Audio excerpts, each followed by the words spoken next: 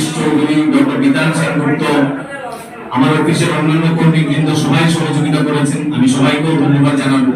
আর যারা আজকে রক্ত দিতে এসেছেন তাদের উদ্দেশ্যে বলবো, রক্তদানের মতো মহৎ এবং দান এই পৃথিবীতে বোধহয় আর দ্বিতীয় হয় না। তাই সবাই মিলে আমরা এগিয়ে এসেছি আজকের দিনে এবং ভবিষ্যতেও আমরা সবাই মিলে এগিয়ে আসবো।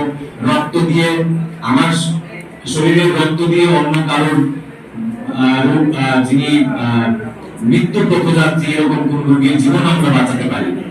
এবং এখনো আমাদের মধ্যে, আমাদের মাঝখানে এরকম লোকজন আছেন যাদের মানসিকতা এরকম যে আমি যদি আমার শরীর থেকে রক্ত দিয়ে দিই 1 বোতল, তাহলে হয়তো আমার ক্ষতি হয়ে যাবে। আসলে ব্যাপারটা এরকম না। আমাদের অ্যাওয়ারনেসের, আমাদের সচেতনতা রক্তদানের সম্পর্কে আরো বাড়াতে হবে।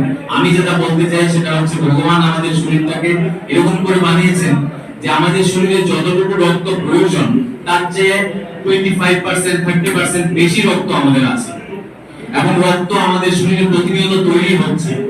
তাই আজকে যদি আমি আমার শরীরের 1 বোতল রক্ত এখানে দান করি এবং এই রক্ত দিয়ে একজন রোগাক্রান্ত ব্যক্তি, যিনি মৃত্যু পথযাত্রী, যার শরীরে রক্তের প্রয়োজন, রক্ত ছাড়া যাকে বাঁচানো যাবে না, সেই রোগীকে যদি আমরা এই 1 বোতল রক্ত দিয়ে বাঁচাতে পারি, তাহলে আমার শরীরের রক্ত দিয়ে একজন মৃত্যু পথযাত্রীর রোগী প্রাণ ফিরে পেল। এর চাইতে বড় দান আর কিছু হয় না। এবং ঠাকুর ভগবান আমাদের শরীরটাকে এমন করে বানিয়েছেন যাতে করে আমাদের যতটা প্রয়োজন তার চেয়ে বেশি রক্ত আমাদের শরীরে আছে। তাই রক্তদান করার সময় ভয়ের কিছু নেই। এর চাইতে সুখের আর কিছু হয় না। যদি একবার কেউ রক্ত দিয়ে থাকেন তাহলে উনি একমাত্র বুঝবেন। আমার বাদিকে যিনি বসে আছেন, বিএসএফ কে কমিটি, রক্তদান কঠিন বিষয় ছিল, কিন্তু আজকে আমরা মোটামুটি যেখানে রক্তদান শিবির হচ্ছে আমরা সকলে গিয়ে সেখানে সমবেত হই, সকলকে উৎসাহিত করি। আমরাও রক্তদান করার জন্য নিজেরা হাজির হই।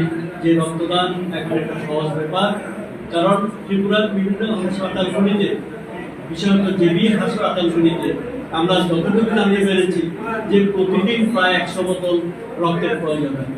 এইরকম একটা ঘাটতি মেটানোর জন্য আমরা সকলে যদি হাত বাড়িয়ে রাখি, সকলে যদি সহযোগিতার হাত না বাড়াই, তাহলে এই রক্তের জন্য যে অবস্থা, সেই রক্তের যে প্রয়োজন, সেই ঘাটতি মিটবে না।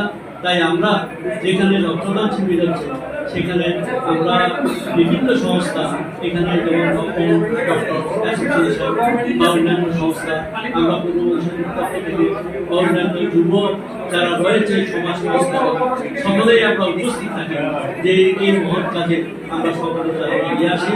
এক সময় এই রক্তদানটা ভয়ভীতি ছিল বা মনের মধ্যে কুসংস্কার ছিল যে রক্তদান করা যাবে না, কিন্তু আজকে অত্যন্ত সহজ ব্যাপার হয়েছে। বিশেষত এই ত্রিপুরা বিধানসভার পরে আমাদের নবনিযুক্ত মুখ্যমন্ত্রী ডক্টর NIKHIL মহাশয় অনুরোধ করেছিলেন বিশেষত গভর্নমেন্ট এমপ্লয়ি ডক্টর অ্যাসোসিয়েশনের উদ্দেশ্যে যে হাসপাতালগুলিতে রক্তের একটা ঘাটতি চলছে, রোগীদের বাঁচানোর জন্য আমাদের সকলের সহযোগিতা প্রয়োজন। এবং আমাদের প্রিয় মুখ্যমন্ত্রী ডক্টর NIKHIL মহোদয়ের সেই আহ্বানে সাড়া দিয়ে সমগ্র ত্রিপুরা বিষয়ক যারা ডক্টর অ্যাসোসিয়েশন এবং সেই সঙ্গে অন্যান্য সংস্থা এগিয়ে এসছেন যে কিভাবে রক্তদান করে হাসপাতালগুলি যে ব্লাড ব্যাংক, সেখানে যাতে রক্তে ঘাটতি না থাকে, রক্ত যাতে মজুদ থাকে, প্রয়োজনে প্রতিটি হাসপাতালে যাতে রক্ত প্রয়োজন মেটাতে পারে, সেই উদ্দেশ্যে আজকে রক্তদান শিবির। এবং সকলকে ধন্যবাদ জানাই আজকে এখানে যারা উপস্থিত হয়েছেন। বিশেষত এখানে আমাদের বিএসএফ ভাই কমান্ডার অফিসার এখানে উদ্যোগ নিয়েছেন, এখানে উপস্থিত রয়েছেন, ওনাদেরকে অনেক অনেক ধন্যবাদ জানাই আজকে এই সিভিলিয়ানদের সাথে এখানে উপস্থিত হয়ে রক্তদান শিবির আধিকারিকরা আছে, সেখানে আমাদের আলোচনা করার মতো তেমন কিছু থাকে না। তবুও বলবো যে উদ্যোগ সিংহ সাহেব এবং আমার ডক্টর ভাইরা নিয়ে নিয়েছেন এবং আমার বিএসএফের আধিকারিক কিন্তু নিয়েছেন, এর জন্য আমরা অনেক অনেক ধন্যবাদ জানাই। এবং ভবিষ্যতে বিভিন্ন সামাজিক কাজে এবং এই সমস্ত সামাজিক কাজে যুক্ত থাকবে এটা অবশ্যই। আর একটা বিশেষ কথা যেটা সিংহ সাহেব একটু আগে আমার সাথে আলোচনা করেছেন, প্রচন্ড গরম করছে, মেডিকেল ইমার্জেন্সি ছাড়া ডক্টরদের বা নার্সদের বা স্বাস্থ্য দপ্তরের জন্য নিষেধ করেছেন সিএমও সাহেবকে। অবশ্যই আশা রাখবো এই কর্মে আমরা পাশাপাশি থাকবো এবং আপনারা সমাজের কাছে লিপ্ত থাকবেন, মানুষের সহযোগিতায় হাত বাড়িয়ে দিবে এই কথাটুকু বলে